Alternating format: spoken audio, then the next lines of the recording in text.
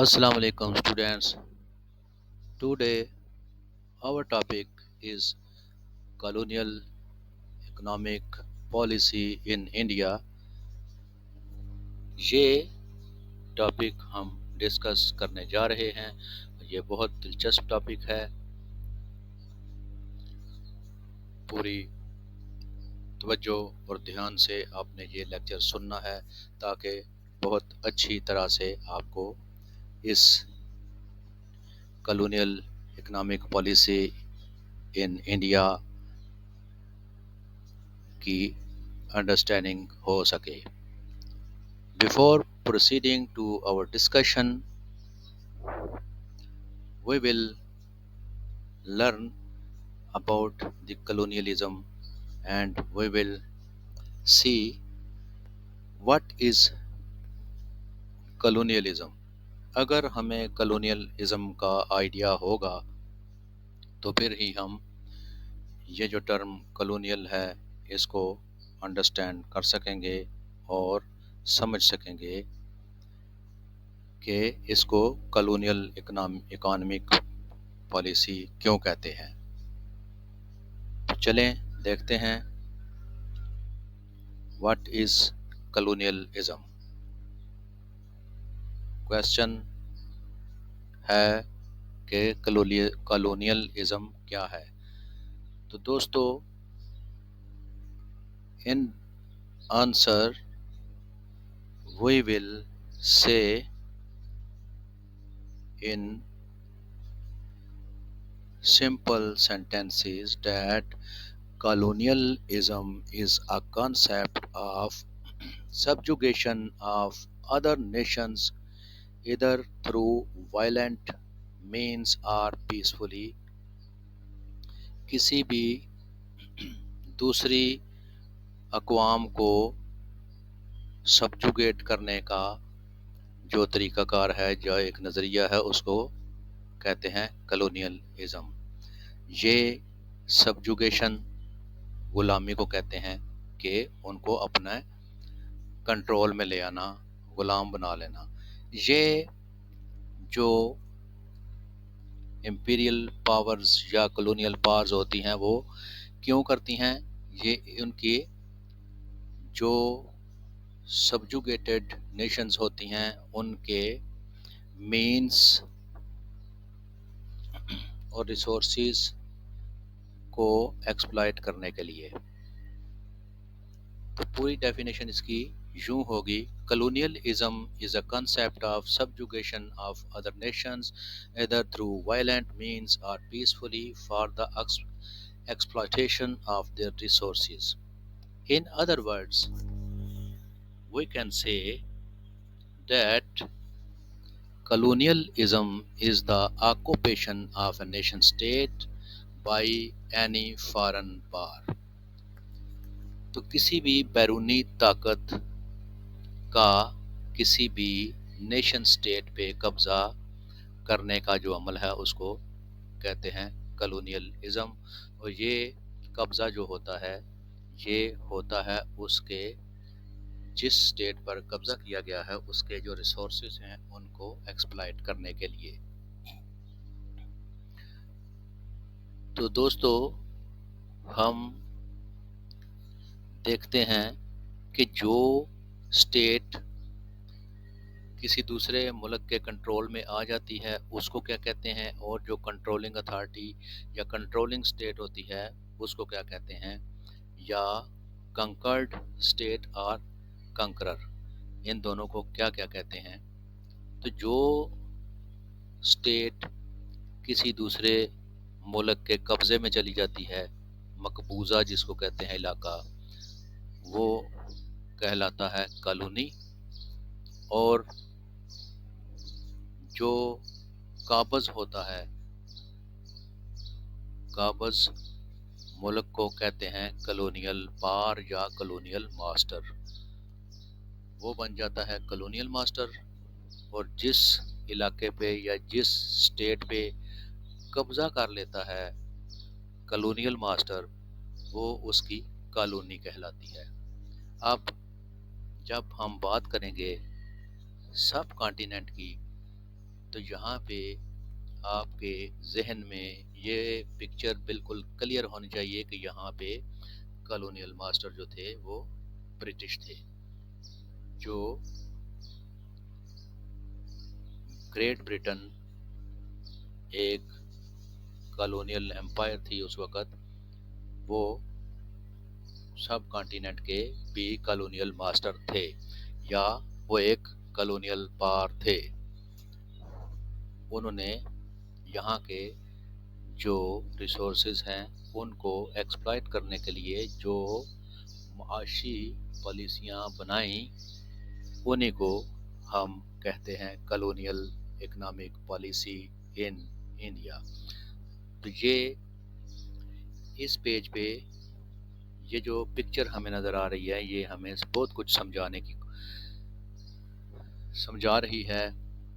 Through picture دیکھ کر ہم اندازہ لگا سکتے ہیں کہ اس ملک میں بہت غربت رہی ہوگی، لوگوں کا بہت زیادہ استحصال ہوا ہوگا، یہاں پہ لوگوں کو خوراک کی بھی کمی ہوگی، اور یہاں پہ غربت بھی ہوگی، لوگوں کو بیماریاں بھی بہت ہوں گی، اور انڈسٹری نہ ہونے کے برابر ہوگی۔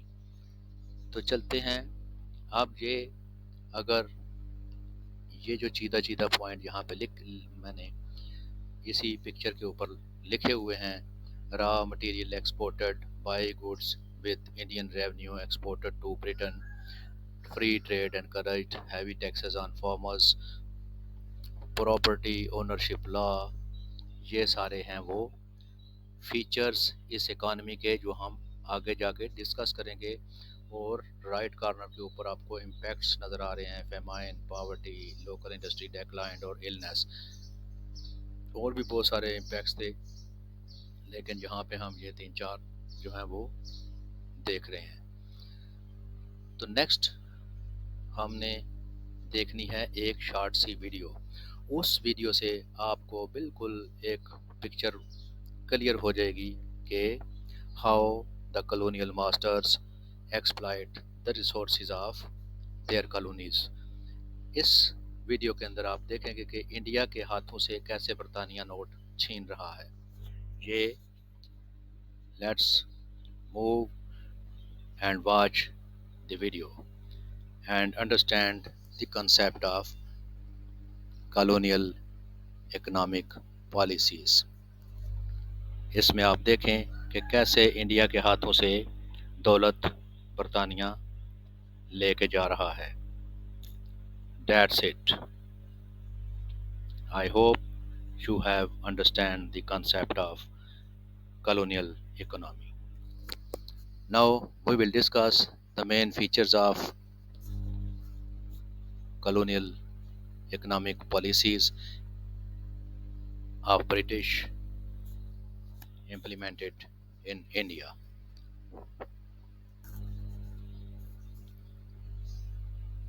Students, here is a question: what were the main features of the colonial economy of the British in India؟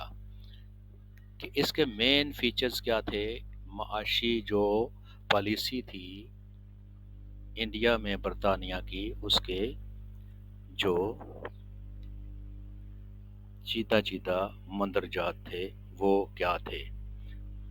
تو ہم دیکھتے ہیں کہ 19ویں صدی سے جو یہاں کی معیشت تھی ہندوستان کی یا سب کانٹیننٹ کی، اس نے برطانوی راج جو تھا اس کو پرافٹ کی صورت میں بہت کچھ دیا۔ تو اس کے ٹوٹل 5 جو سیلینٹ فیچر یہاں پہ ہم نے ڈسکس کرنے ہیں، اس کے بعد ہم اپنے کنکلوژن ڈرا کر کے اس کو وائنڈ اپ کریں گے لیکچر کو۔ امید ہے کہ آپ کو یہ کانسیپٹ بہت اچھے طریقے سے جو ہے وہ سمجھ آ جائے گا، اور کوئی کنفیوژن باقی نہیں رہے گی۔ تو نمبر 1 فیچر جو تھا اس पॉलिसी का the subcontinent was used both as a supplier of raw materials and as a market for goods produced in Britain.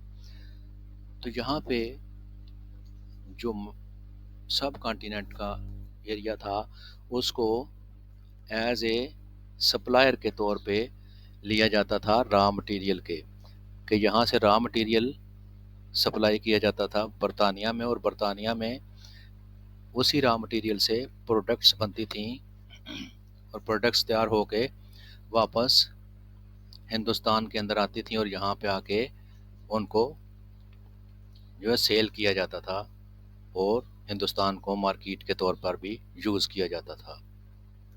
Number 2 पे Britishers collected revenue from the local people but spent it to buy goods to export to Britain। तो यहाँ के जो लोग थे उनसे revenue इकट्ठा करके जो ब्रिटिश राजनीति थी वो चीज़ें खरीद के यहाँ से रॉ मटेरियल तो कहाँ पे भेज देती थी, अपने आबाई मुल्क बरतानिया, ताकि वहाँ से प्रोडक्ट तैयार करके ज़्यादा से ज़्यादा प्रॉफिट हासिल किया जा सके।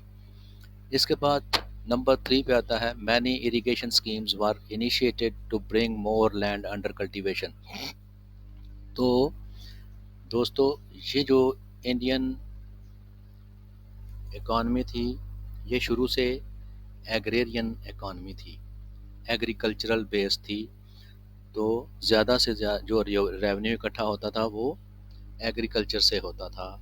तो इस वजह से जो बरतानवी साम्राज्य था उसने यहाँ पे ज़्यादा से ज़्यादा जो ज़मीन थी उसको काबिले ज़राअत या काबिल ज़रिए राज़ी बनाने के लिए मुख्तलिफ़ किस्म की जो आबपाशी की स्कीमें थी उनको इनिशिएट किया।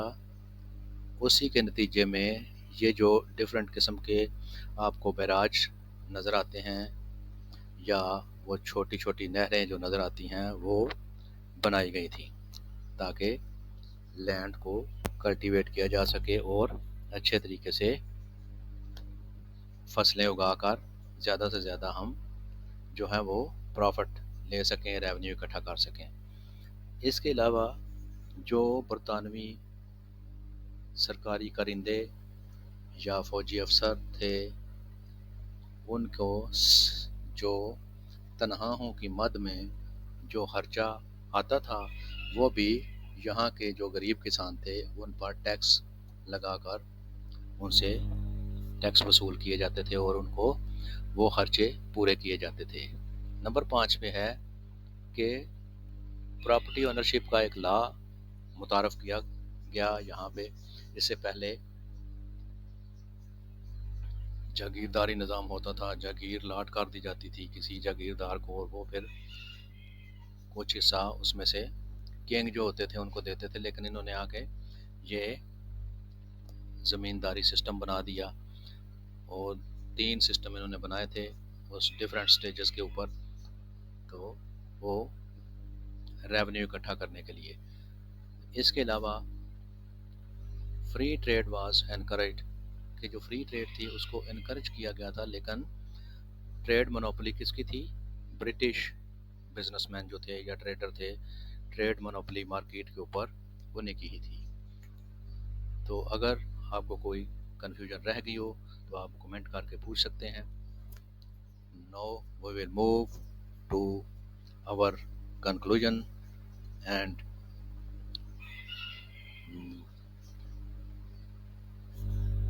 see it is, and we say that many policies were made in the name of uplifting the local people resulting in further poverty। बहुत ज़्यादा गौर किया गया है और इस नतीजे पर हम पहुँचे हैं कि जितनी भी पॉलिसीज़ लोगों के मेयार ज़िंदगी को बुलंद करने के नाम पर या बनाई गई थी उनका जो नतीजा निकला वो गुर्बत थी, मज़ीद गुर्बत बढ़ी। जितनी भी पॉलिसियाँ यहाँ पे इम्प्लीमेंट की गई उनके नतीजे में غربت ہی بڑی تھی۔ تو نیکسٹ ہے کہ جو اکنامک پالیسی بنائی گئی تھی تاج برطانیہ یا برطانوی حکومت کی طرف سے ہندوستان پہ امپلیمنٹ کرنے کے لیے، ان میں جو ماڈرن انڈسٹری تھی اس کو گرو کرنے کے لیے الاؤ نہیں کیا گیا تھا۔ اس کی وجہ یہ تھی کہ اگر یہاں پہ ماڈرن انڈسٹریز گرو کر جاتی تو پھر جو را مٹیریل کی سپلائی تھی وہ یا تو رک جاتی یا پھر کم ہو جاتی، جس سے برطانیہ کے اپنے ملک کے اندر جو ڈیولپمنٹ ہو رہی تھی وہ رک جاتی یا سلو ہو جاتی۔